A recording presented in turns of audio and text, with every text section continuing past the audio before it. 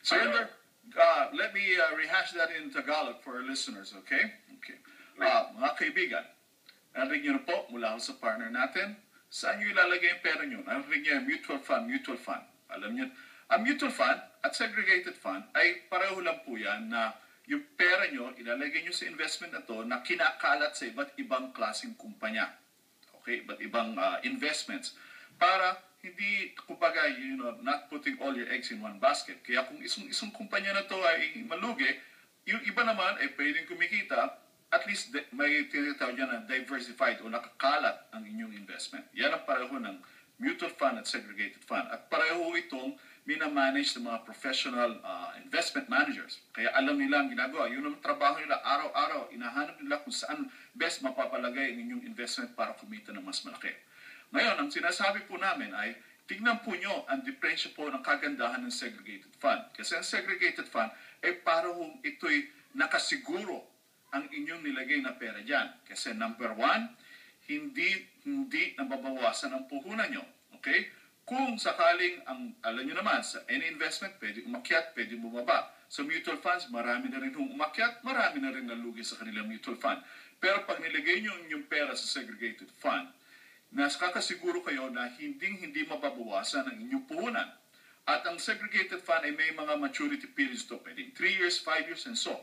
So, pag nilagay nyo ang pera nyo sa loob ng isang segregated fund, say for a 3-year term, okay, yung pera nyo after 3 years, halimbawa, kumita, yung 100,000 nyo naging 150,000, pwede nyo i-lock in yung pera na yun. So, madaling sabi, ang bago yung puhunan ngayon ay 150,000. So, after 3 years at bumagsak ang merkado at yung 150,000 ay ang value ay only, say, 80,000, protektado pa rin na hindi mababawasan yung bago yung puhunan na 150,000.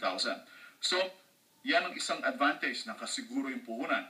Ang pangalawang magandang advantage pa ay tawag dito sa credit protection. Kung kayo ay palimbawa nagka-problema at ang daming umahabol na creditor sa inyo, hindi nila pwedeng galawin yung pera o pondong nilagay nyo sa segregated fund dahil po ito ay naka-insure, may beneficiary kayo tinakda dito.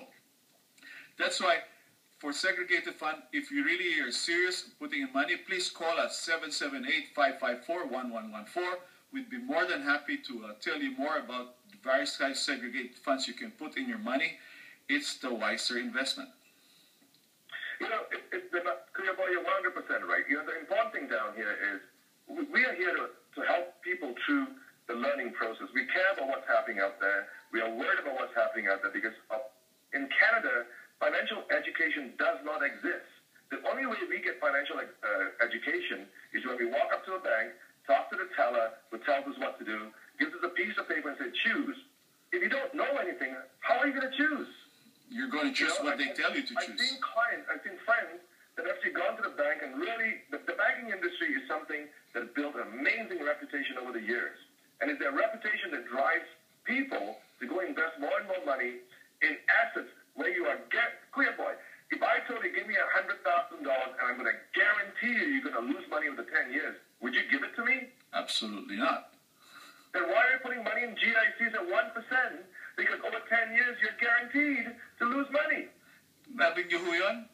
Pag nilagay niyo ang pera niyo sa GIC, nakakasiguro kayo na kahit na kumikita kayo, nasa bangko, kumikita ng 1 o 2%, nakakasiguro kayo na nawawala ang halaga ng inyong pera dahil kinakain lang yan ng inflation at anumang interest ang kinikita niyo ron ay talagaan ng buwis pa. Kaya unti-unti lang nababawasan ang value ng inyong investment pag nilagay niyo sa GIC lamang.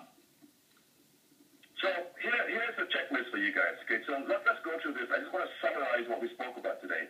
Number one, the similarity between a segregated fund and a mutual fund. Number one, they have professional portfolio management. That is very important. It's a plus because the banking industry uses that too, but they make the money for their own benefit. You gotta stop looking at things the way we did 20 years ago. Look, 400,000 years ago, you know, man walked on the ground here. There were dinosaurs.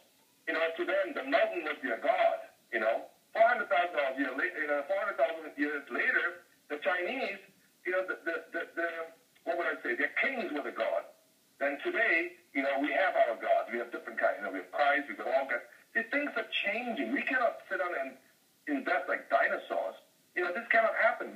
While the wealthy are getting wealthier, and the poor, because of being ill-informed, are not doing what the wealthy do, and that's so wrong. So coming back, professional money management, Fed funds and mutual funds, they both have that. So that's a plus. Now, the second point, the second checklist, diversification among asset classes and management style. Okay, Fed funds and mutual funds both have that. And let me explain that to you.